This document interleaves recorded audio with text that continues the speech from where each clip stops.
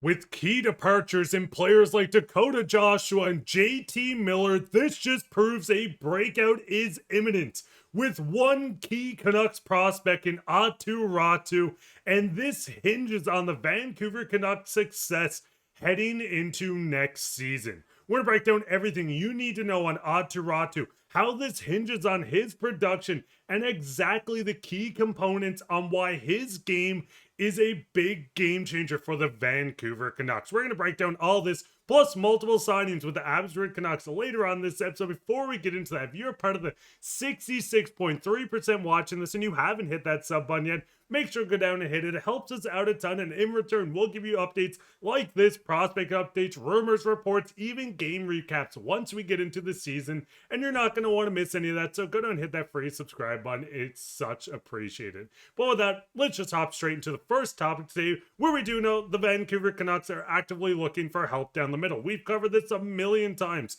from them looking at players like Mason McTavish and Jack Roslovic, but there is one player in particular the Vancouver Canucks have within their system that is going to be a huge component of this team's success, and that is none other than Aatu Raty, who they acquired from the New York Islanders in the Bo Horvat trade. Now, we see all over social media people saying Aatu Raty is going in looking like the X factor for the Vancouver Canucks, and I completely agree with this, and this is exactly why.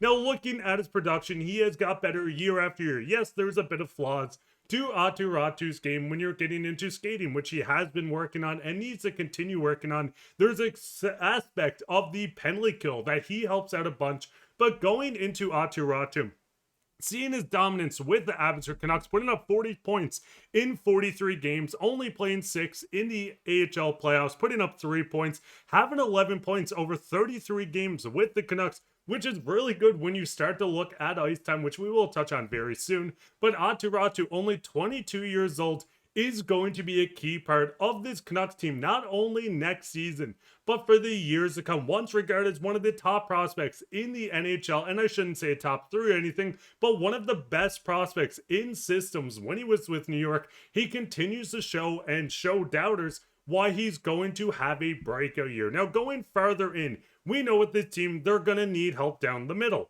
We lost JT Miller during the trade during the offseason after that whole debacle. But the big thing is, and ignore Filip Hronek with 100% on the draw as it is only one attempt. But looking on the most attempts, we can see JT Miller with over 600 attempts, 58.6% from the dot. Aatu Raty, keep in mind, only 22 years old, 57.7 on just shy of 500 faceoffs. Now, the big thing with Aatu Raty is he's going to continue developing, but one of his strongest aspects of his game is his faceoff. This is super impressive, just being shy of 60% on the dot at such a young age. He's going to continue working on this game. A left-handed center is going to be a crucial part on the Canucks, not only 5-on-5, but farther into special teams. Now, you can work your way down. Elias Pettersson, who had a very big down year, was sub 50% on the draw as well. Filip Hronek just sub of 50% as well. And Teddy Blueger at 50%,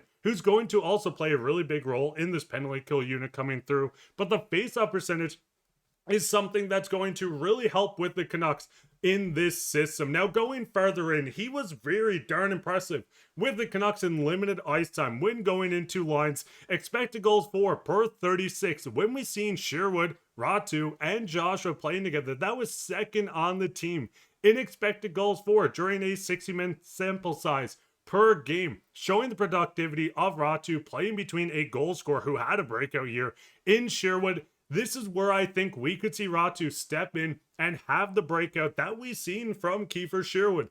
Joining this team, having an impact. He doesn't shy away from hits either. Now, he's not going to go out and break the record like we've seen with Sherwood, but there's a lot to like about this kid. Now, going into his stats, if he played a full 82-game season, he was on par to score just under 30 points. Now, when looking at 30 points, you're like, hey, this might not be a lot. But in a 33-game sample size, playing just under 11 minutes, 10 minutes and 39 seconds, throwing 80 hits in the 33 games, everything is pointing in the direction of this breakout. Now, the Canucks are going to need a couple of breakouts if they want to go through. Listen, if you guys can't tell, and I know a lot of people don't want to be positive, but I'm trying to be as positive I can. This is our favorite team. We want them to be better. We know multiplayers need to step up, but positivity around this kid joining the penalty kill is where I think we're going to see him excel. Now, going into the penalty kill on the Vancouver Canucks, ranked very good last year, third in the league. We see Carolina, New Jersey, and the Vancouver Canucks. New Jersey and the Canucks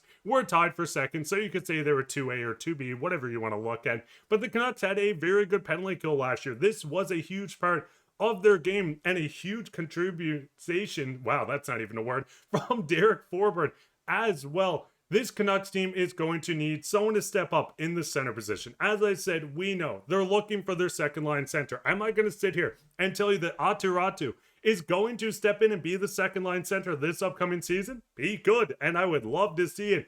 But I do think with this development, we're going to see the Canucks be very comfortable with their 3C, and I would not be shocked if we see Raty step in as a 3C this season and look like one of, if not the best third line center in the NHL when you're looking at his goal scoring ability, his point production. When he plays a full season, he is not waiver exempt going in as well. I mean, right now we're seeing even quotes and articles by Ben Kuzma going in. The Finn could be a roster regular next season. He has size, feistiness, face-off efficiency.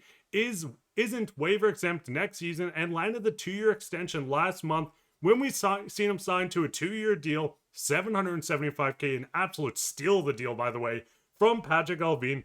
Everything is pointing in for a breakout season. Canucks fans, how do you feel about this? I do expect Raty to continue developing through his career, but 22 years old, the face-off percentage just being under 60%, seeing his production if he played a full season, getting increased ice time, everything is looking like a complete breakout, and I would not be surprised if he looks like a sleeper fantasy. And listen, if anyone plays fantasy, go let me know who won your league for you last year. But I do think we're going to see a huge season out of Aatu Raty. And what do you guys think? Do you think I'm being over optimistic? I do quite a bit. I want to be happy. I want to put positivity around the Canucks, especially in a season where we feel like there definitely needs to be more. But before we conclude this video, we did see a couple signings with the Abbotsford Canucks. 1-year extensions to 3 key players who played within the ECHL and Abbotsford. Ryan Johnson announced all these today. And if you want to take a read on all these players, you can pause, you can read through it. Majority of them did play in the ECHL,